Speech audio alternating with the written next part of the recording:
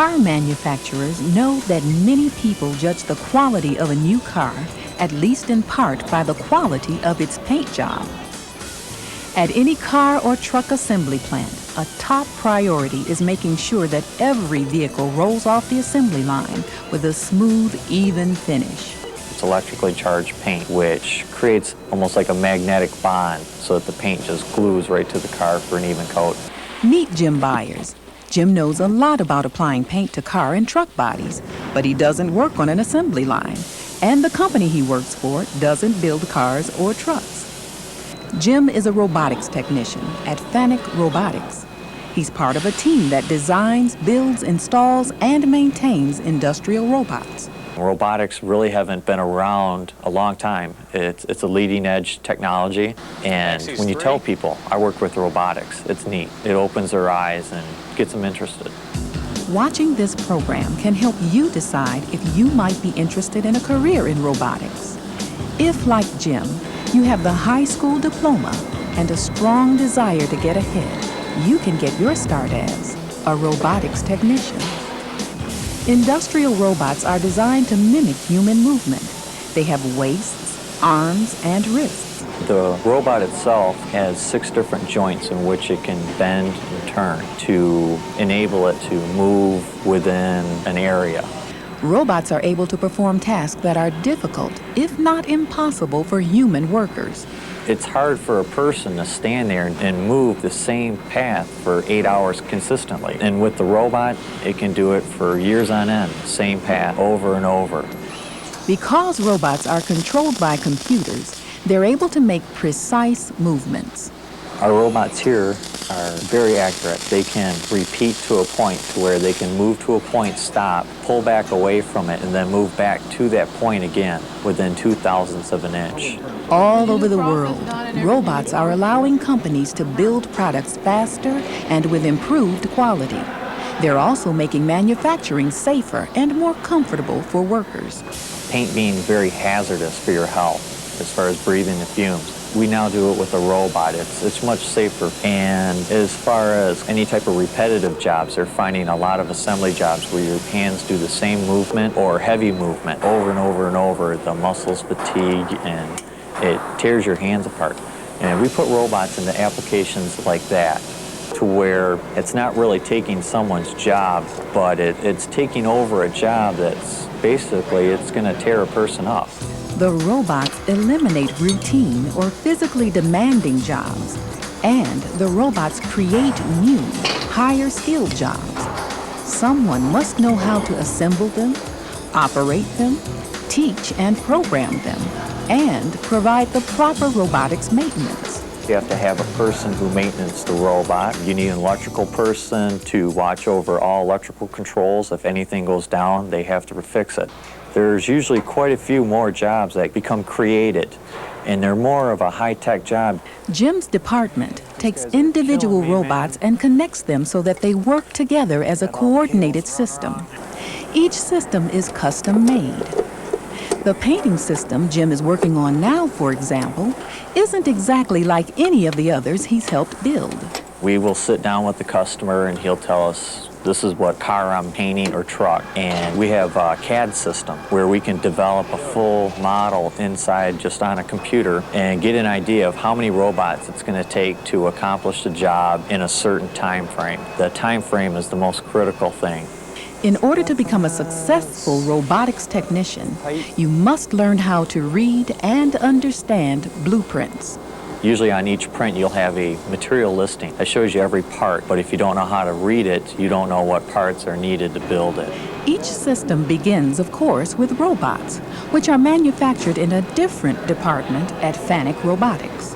Our first step is we'll get our robots. The present system I'm working on right now has 6 robots. Usually then we'll hook up any equipment that's got to be hooked up to the robot. As far as all the valving, all the paint lines will be run for it. And then we'll get our electrical systems in, set up our panels, do whatever wiring we need. Like human workers, robots must be taught how to perform a task. Special computer software allows the robot to move.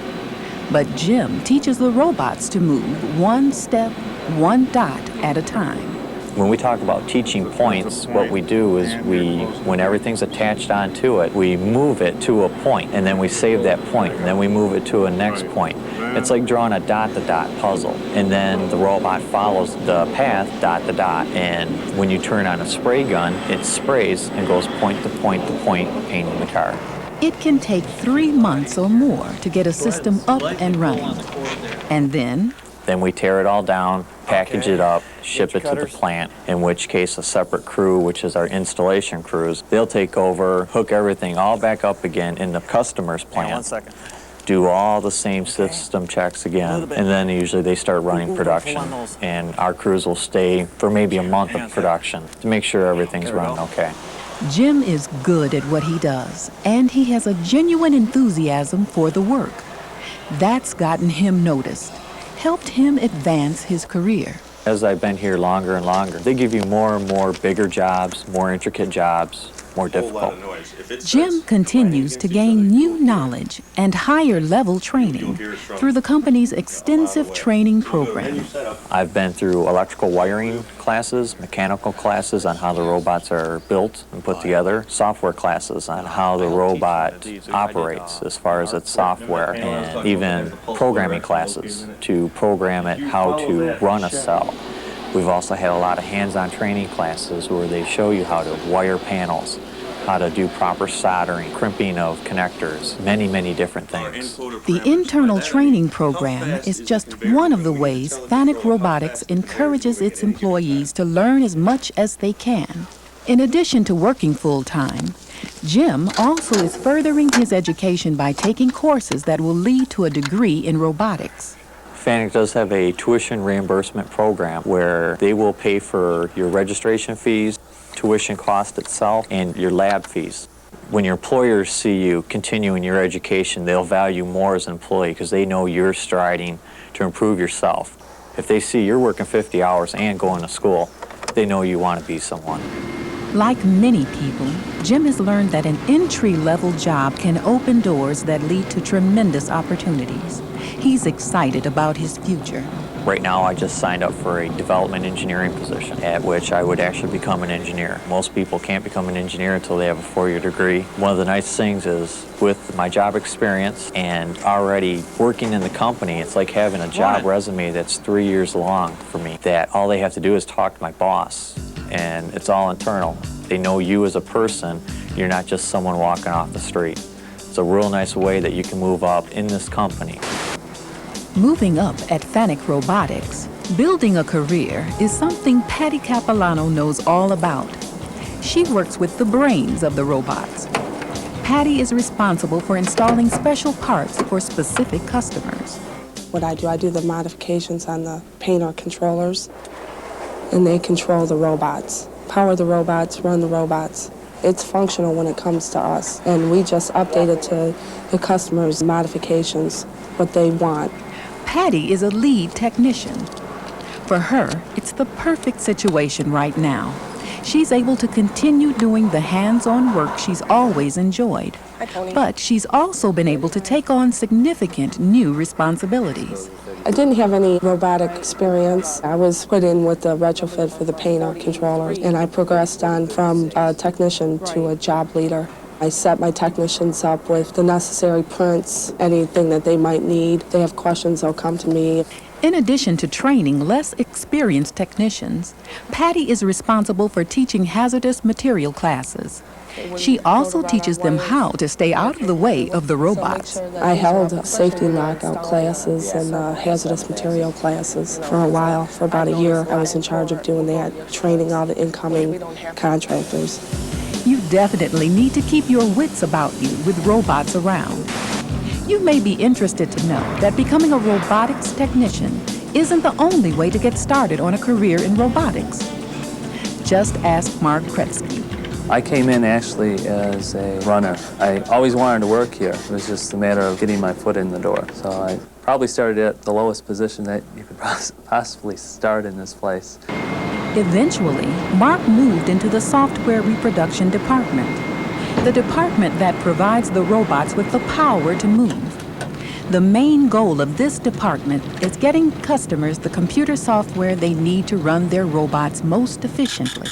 They'll have part number with a description, quantity of how much they need, and they have all the media there, and they just reproduce it, package it, and it goes off to shipping and receiving, and then they'll box it up and send it off. In his current position, Mark's main responsibility is helping FANUC Robotics identify and keep track of problems with new software products. And Mark still interacts with the software reproduction department. I have to make sure that they're still capable of reproducing any future software. So I have to keep them up to date on anything new coming out. The other thing is I'm working on a database system, and this is for the product development group. I'm responsible for the bug tracking system. Although he works in a different department, Mark has something in common with Jim and Patty. For all three of them, a promising career in a fast-paced, rapidly expanding industry began with an entry-level job. Right now, the job position I have is very flexible, and that's kind of nice because I can, whatever my goals are, I can set them and try to achieve them, and if I reach them, I can set higher goals and still move on and still be in the same position if I wanted to. As you've seen, all careers in the robotics industry don't start out the same way. You may begin your career as a software reproduction worker, robotics technician, or parts runner. To keep all the robots in line, you'll need to be good with your hands, and you'll need good hand-eye coordination. You can help prepare yourself by focusing on mathematics, physics, computer science, and electronics courses. Still, if the robotics industry doesn't seem like a good fit for you, watch other programs in the Enter Here series. Make a move. Take the time to find a job and a career that is custom-made for you.